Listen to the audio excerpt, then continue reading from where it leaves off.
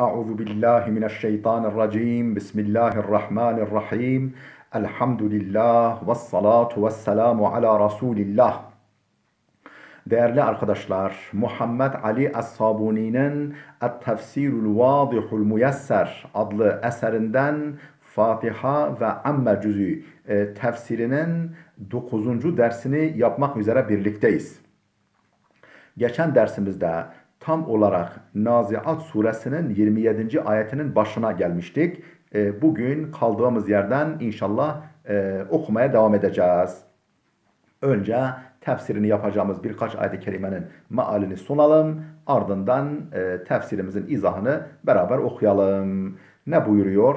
أَأَنْتُمْ أَشَدُّ خَلْقًا أَمِ السَّمَاءُ بَنَاهَا رَفَعَ سَمْكَهَا فَسَوَّاهَا وَأَغْطَشَ لَيْلَهَا وَأَخْرَجَ ضُحَاهَا وَالْأَرْضَ بَعْدَ ذَلِكَ دَحَاهَا أَخْرَجَ مِنْهَا مَاءَهَا وَمَرْعَاهَا وَالْجِبَالَ أَرْسَاهَا meta'an lekum ve le'an'amikum diye devam ediyor. Ne buyuruyor? Ey haşri inkar edenler. Ey ahireti inkar edenler. Biz yeniden mi yaratılacakmışız? Ölüp toprak olup çürümüş kemiklere, un ufak kemiklere dönüştükten sonra nasıl diriltileceğiz diyen kafirler, ahireti inkar edenler. Entum eşeddu halkan emis sema'u. Siz mi yaratılışa daha zorlusunuz? Hanginizin yaratılışı daha zorlu? Entum siz mi? Emis sema'u. Yoksa gökyüzü mü? Yani yukarı alem mi? Şu ulvi alem mi? Şu gökyüzü mü? Yani yıldızlarla, gezegenlerle, sayısız gök cisimleriyle yaratılmış gökyüzü mü? Benaha, Allah onu bir kubbe gibi bina etmiş, avizesiyle, lambasıyla, muhteşem, engin mesafesiyle Allah onu bina etmiş, inşa etmiş, tıpkı bir kubbe gibi. Rafa'a semkeha fesevvaha, kubbesini, binasını yükseltmiş ve tıkır tıkır işleyen, düzen içerisinde yoluna devam eden bir nizama kavuşturmuş. Onu düzenlemiş. Tıkır tıkır işleyen bir düzene, bir sisteme, bir nizama kavuşturmuş gökyüzünü, yani semavatı, şu ulvi alemi. Yukarıya bakın, bulutsuz bir gecede bakın, neler yaratılmış yukarıda. Sizin yaratılışınız mı daha zorlu, daha çetin, yoksa göğün mü? Allah onu bina etmiş, yaptığı ortada. Sizi yaratmaktan, yeniden yaratmaktan aciz kalır mı? وَاَغْطَشَ لَيْلَهَا وَاَخْرَجَ ضُحَاهَا. Gecesini karanlık, gündüzünü aydınlık yapmış. Geceyi karanlık şekilde, gündüzü de aydınlık şekilde ortaya çıkarmış. Yani gece ve gündüz peş peşe geliyor. Gece, gökyüzü karanlık, gündüz her taraf aydınlık. Bu şekilde gecesini karanlık, gündüzünü aydınlık yapmış. Vel arda ba'de zalike dahaha. Daha ötesi var. Yeri nasıl bundan sonra, yani daha ötesi, Allah yeri döşemiş, arzı da döşemiş, üzerinde yaşanılabilir hale getirmiş. Nasıl yapmış bunu? اَخْرَجَ مِنْهَا مَاءَهَا وَمَرْعَاهَا.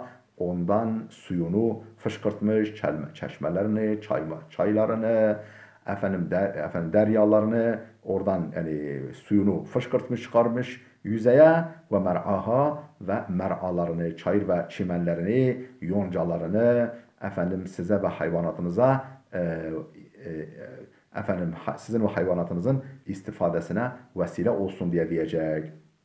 Vel cibale arsaha, dağlarını oturtmuş. Dağlarını sağlam bir şekilde yerleştirmiş. Meta'an lekum ve li'an'amikum, size ve hayvanatınıza istifade için, sizin ve hayvanatınızın istifadesine vesile olsun diye, yararlanasınız diye diyor. Şimdi tefsirimizden okuyalım kaldığımız yerden. Diyor ki وبعد ذكر نموذج الطغيان في قصة فرعون عادت الآيات تذكر طغاة مكة بمظاهر قدرة الله في مخلوقاته وتحذرهم من أهوال يوم القيامة ليرتدعوا وينزجروا عن كفرهم وضلالهم فقال سبحانه وبعد ذكر نموذج الطغيان في قصة فرعون kıssasında طغyanın, azgınlığın, taşkınlığın o örneği olan Firavun'a yer verdikten sonra adetil ayatu tuzekkiru tuğate Mekke'te. Ayetler dönüp Mekke azgınlarına, taşkınlarına, Firavun'un yolunda yürüyen bu adamlara hatırlatmada bulundu. Neyi hatırlatmada bulundu? Bi mazahiri kudretillahi fi mahlukatihi. Yüce Allah'ın mahlukatı üzerinde, yarattıkları üzerindeki kudret sahnelerini, kudret mazharlarını, aynalarını, sahnelerini, Allah'ın mahlukatındaki kudret sahnelerini onlara hatırlatmaya başladı. Ve tuhazziruhu min ehvali yevmil kıyameti ve onları kıyamet gününün tehlikelerinden ikaz etmeye, bu konuda onları uyarmaya sözü getirdi. Niçin? لِيَرْتَدِعُوا Ta ki ayaklarını denk atsınlar, ta ki tutumlarından vazgeçsinler. وَيَنْزَجِرُوا عَنْ كُفْرِهِمْ وَضَلَالِهِمْ nankörlüklerinden ve dalaletlerinden, inkarlarından vazgeçsinler, dönsünler. فَقَالَ Subhanehu şöyle buyurdu Yüce Allah. اَاَنْتُمْ اَشَدُّ خَلْقًا اَمِ السَّمَاءُ Benaha yaratılışça siz mi daha çetin, zorlusunuz yoksa sema mı? Şu uçsuz bucaksız gökyüzü mü?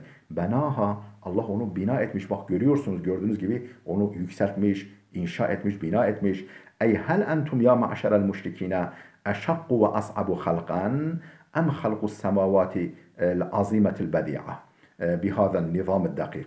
Yani hel entum ya ma'şerel müşrikin ey müşrikler topluluğu siz mi eşakku ve as'abu halkan yaratılış bakımından daha meşakkatli, daha zor ve daha çetinsiniz. Em halkus semavatil azimetil bedi'a yoksa şu muazzam, muhteşem ve harikulade, örneksiz, modelsiz semavatın yaratılışı mı daha zor? Bihazen nizam-ı dakik hem de şu tıkır tıkır işleyen ince düzeniyle semanın yaratılışı mı daha zor? Hangisi daha zorlu? Benaha Allah onu yapmış. Görüyorsunuz. Ey cealeha binaen muhkemen la şukuka fiha ve la sudu' onu muhkem, sapasağlam bir bina haline getirmiş gökyüzünü. La şukuka fiha ve la sudu' ne çatlağı var, ne yarığı var, ne kusuru var, ne gediği var. Böyle yani nasıl olması gerekiyorsa o şekilde yaratmış. فَاِنَّ مَنْ خَلَقَ السَّمَوَاتِ بِهَذِهِ الْعَظَمَةِ وَالضَّخَامَةِ Semavati şu ulvi alemleri, şu yüce alemleri, yukarı alemleri böylesine azamet ve dahamet, yani azamet ve ihtişamla yaratan zat sehlun aleyhi iadetukum ba'de mevtikum siz de ölüp gittikten sonra, ölüp gitmişken, topraklara karışmışken, çürümüş kemiklere dönüşmüşken sizi iade etmek ona kolaydır, hiç de zor gelmez. فَكَيْفَ تُنْكِرُونَ الْبَعْثَ Şu halde öldükten sonra dirilişi nasıl inkar ediyorsunuz? رَفَعَ سَمْكَهَا فَسَوَّاهَا onun semkini yani binasını yükseltmiş ve düzenlemiş. Ne demek? Es-semku el-ulu vel-irtifa. Yani yükseklik, yücelik demek. Onun yüceliğini, yüksekliğini gerçekleştirmiş. Onun kubbesini, binasını yükseltmiş. Ey ceale teala irtifa'aha aliyen şahikan yani onun kubbesini ali ve şahik, ali ve yüce kılmış ve sevvaha ala ebda'i nizamin ve en orijinal, en harikulade, en göz alıcı bir nizam üzere onu düzenlemiş, tesviye etmiş, gökyüzü ne kadar güzel, düzenli. Ve ehkemi bunyanin bila şukukin ve la sudu'in en muhkem bir yapı bila şukukin ve la sudu'in çatlaksız, yarıksız, gediksiz kusursuz bir şekilde. Ve ataşa leyleha ve ahraca duhaha, o semanın gecesini karanlık, gündüzünü aydınlık yapmış. Ey ceale leyleha muzlimen haliken ve neharaha muşrikan mudi'en. Ey ceale leyleha muzlimen haliken, yani onun gecesini siyah, simsiyah ve karanlık yapmış. Ve neharaha, gündüzünü muşrikan mudi'en, aydınlık ve ışıl ışıl yapmış. Vel arda ba'de zâlike dahaha, efendim ardından, yani daha da ötesi, yeri döşemiş, yeri üzerinde yaşanılabilir hale getirmiş. Ey vel arda basataha ve mehhedaha lisüknel beşer. Efendim beşerin yaşaması için, mesken edinmesi için, üzerinde efendim hayat sürdürebilmesi için onu yaymış ve döşek gibi, halı gibi sermiş, yerleştirmiş. Ba'de halkı semavatil ula, efendim o yüce semayı yarattıktan sonra, yüce yüksek semavatı yarattıktan sonra dönüp efendim arzı üzerinde yaşanılabilir hale getirmiş. قال الفخر الرازي, Fahreddin Razi şöyle der: كانت الأرض أولا كالكرة المجتمعة ثم إن الله تعالى مدها وبسطها. Efendim كانت الأرض أولا كالكرة المجتمعة, efendim yuvarlak, toz toparlak bir küre şeklindeydi diyor arz. ثُمَّ اِنَّ اللّٰهَ تَعَالَى مَدَّهَا وَبَسَطَ, sonra onu yaydı ve döşedi. وَلَيْسَ مَعْنَى دَحَاهَا مُجَرَّدُ الْبَسْطِ بل المراد أنه تعالى بسطها بسطا مهيئا لنبات الأقوات efendim bu dehaha, tırnak içinde daha kelimesinden maksat sadece yaymak demek değildir. Yani böyle uzatmak, upuzun böyle o hale getirilmesi demek değildir. Belil muradu ennehu teala basataha bastan muhayyen, bilakis öyle bir yaymayla yaymıştır ki Allah, öyle bir biçimde yaymıştır ki muhayyen li nebatil akvat, bitkilerin yeşermesine elverişli, bitkilerin, yeşilliklerin fışkırmasına müsait, elverişli gıdaların. Vel cismul kuraviyul azim yekunu zahiruhu kesathil mustevi. Efendim büyük bir kürevi cisim, yani yuvarlak olan bir cisim çok büyük olduğu zaman yakunu zahiruhu kesathil mustevi, o zahiri dümdüz bir cisim gibi görünür. Aslında dünyamız yani yuvarlak, değil mi? Ama o kadar bir küre şeklinde, ama o kadar büyük ki sanki dümdüz gibi duruyor.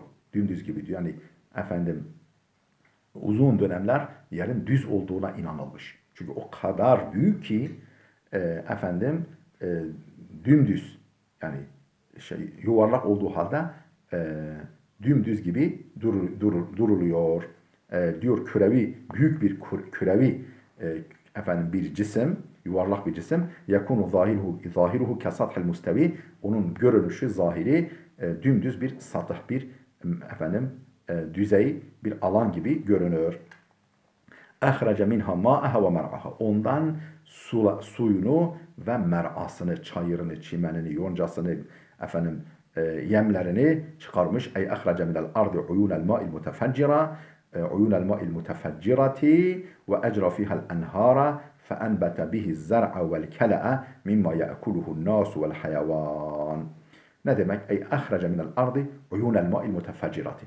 Yani arzdan, yer küreden çıkarmış fışkıran suları, böyle gürül gürül şelaleleri, gürül gürül akan suları, ve ecra fihal enhara, onda nehirler yürütmüş, nehirler akıtmış. Fe enbete bihi zer'a vel kela'a, o sular sayesinde, o efendim akan sular sayesinde, çeşmeler, çaylar sayesinde ziraatini, ekinini ve otunu, yeşilliğini yeşertmiş, bitirmiş. Mimma yakuluhun nas vel hayvan, bu otlar, yeşillikler, ekinler ki ondan insanlar ve hayvanlar yiyorlar, istifade ediyorlar. Vel ayetu sarihatun fi ennel matarellezî yenzilu mines semai asluhu min ma'il ard.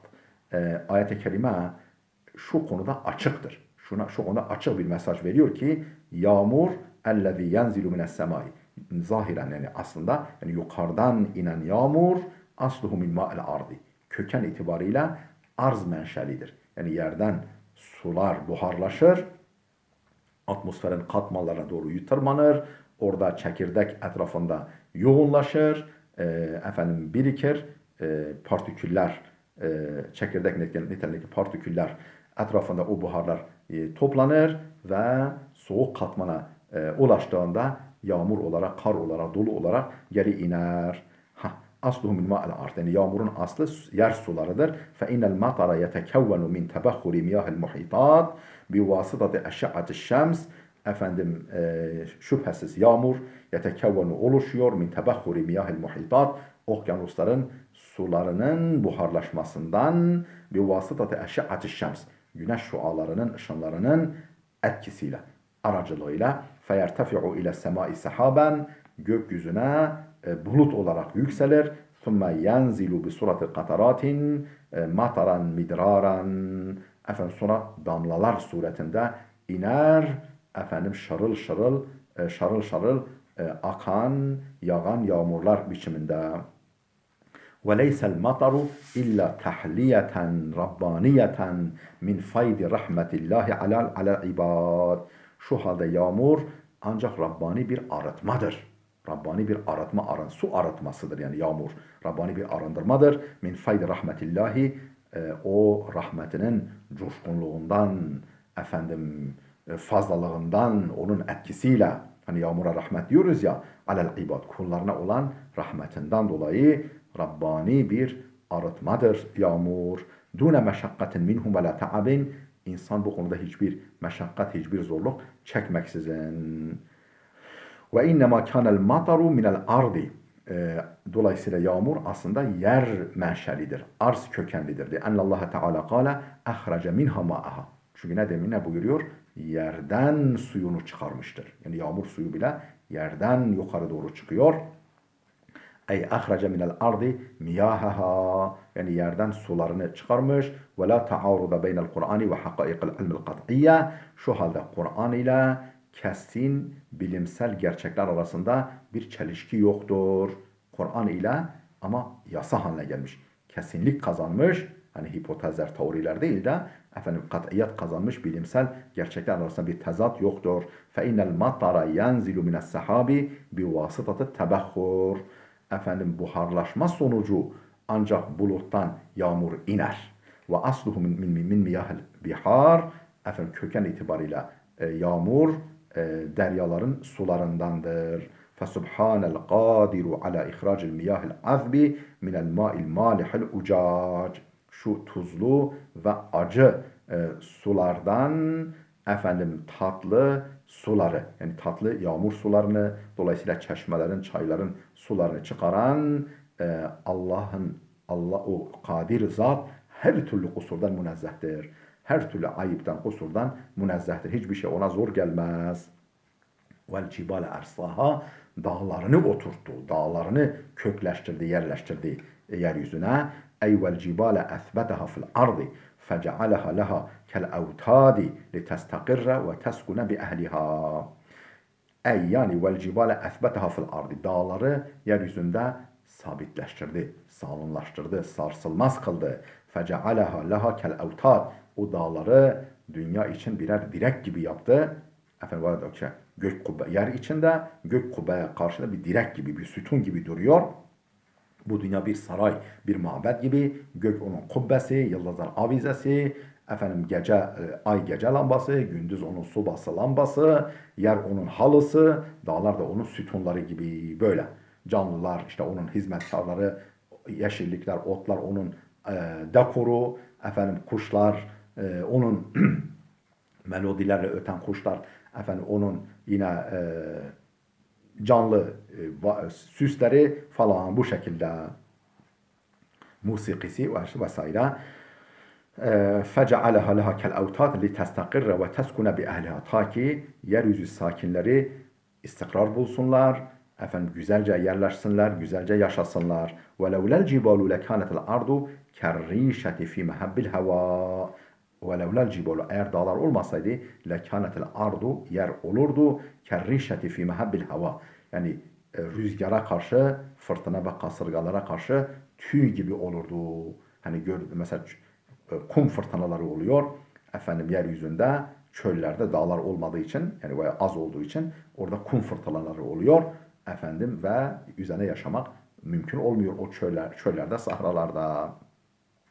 Tattaribu efendim ve tetezelzelu bi sukkaniha, efendim sakinlerini ıstıraba düşürürdü, tedirgin ederdi ve ayakları altında hep sarsılır, hareket ederdi. Dune istikrarin, istikrarsızlık olurdu, istikrarsızca.